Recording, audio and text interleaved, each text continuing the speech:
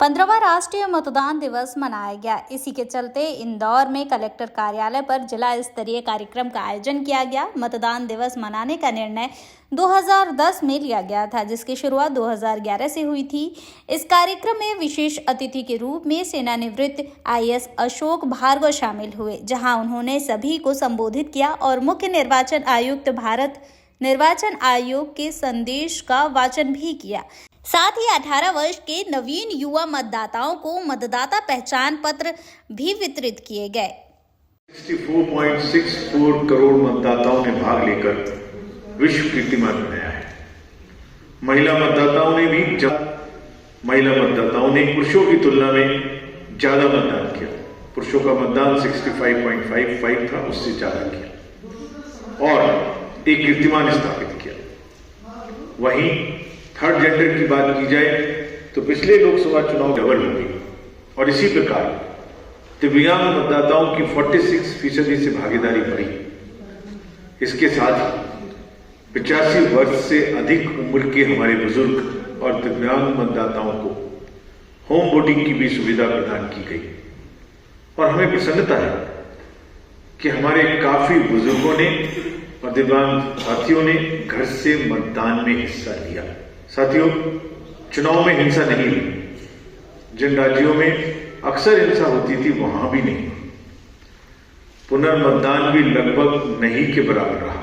जम्मू और कश्मीर में लोकसभा चुनाव में जो बुनियाद रखी गई थी, वहां की आवाम ने विधानसभा चुनाव में उस बुनियाद पर ऊंची इमारत खड़ी की और मतदाताओं के चेहरे की चमक और हौसले ने दुनिया को शांति, सकारात्मकता और लोकतंत्र की शक्ति का पैगाम दिया। चुनावों में मतदान केंद्रों पर लगी वो सिर्फ लंबी कतारें नहीं थी, बल्कि आवाम की उम्मीदों, जज्बातों और जमहूरियत की ताकत का बेहतरीन मंजर बयां करती थी। इसी प्रकार झारखंड और छत्तीसगढ़ के नक्सल अफेक्टेड एरियाज में मतदाताओं ने वोट कर लोकतंत्र की आवाज को और भी मजबूत किया। देश के अलग अलग कोनों में मतदाताओं ने बाइकॉट और बुलेट की जगह बैलेट को चुना।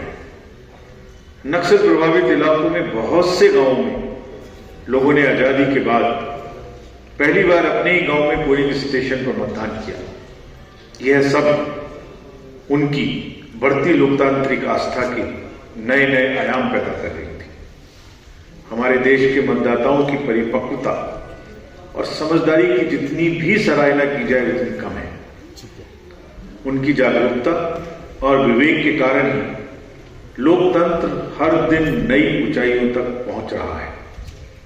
मैं मतदाताओं के साथ साथ हमारी इस चुनावी यात्रा को सफलता के शिखर पर पहुंचाने के लिए इलेक्शन मशीनरी, सुरक्षा कर्मियों, पोलिंग स्टाफ को भी दिल से धन्यवाद देता हूं, जिन्होंने चुनाव को परफेक्शन, प्रिसीजन, पीसफुल तरीके से कराने में महत्वपूर्ण भूमिका निभाई।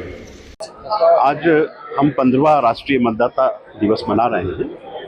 25 जनवरी 1950 को भारतीय संविधान की धारा 324 के अंतर्गत भारत निर्वाचन आयोग की स्थापना हुई थी और 2011 से राष्ट्रीय मतदाता दिवस मनाया जा रहा है। इसका मूल मकसद ये है कि जो नए मतदाता हैं उनका पंजीकरण किया जाए और जो पंजीकृत मतदाता हैं उन्हें मतदान के लिए प्रेरित और प्रोत्साहित किया जाए और जो मतदाता हैं उन सब के बीच जागरूकता निर्मित कर जो हमारी निर्वाचन प्रक्रिया है उस निर्वाचन प्रक्रिया में उनकी सक्रिय, संसूचित और नैतिक भागीदारी को बढ़ाया जाए।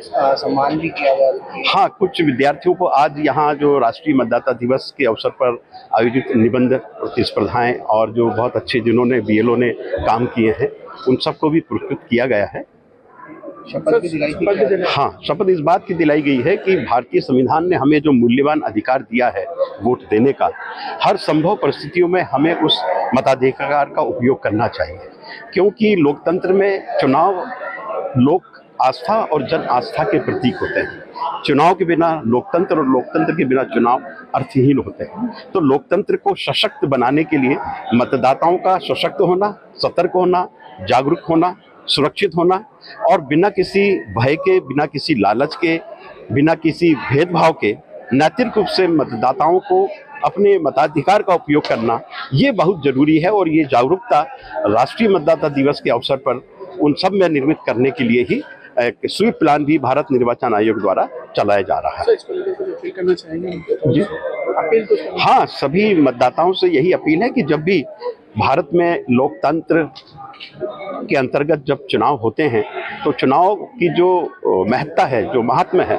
वो किसी पवित्र कुंभ से भी कम नहीं होता है।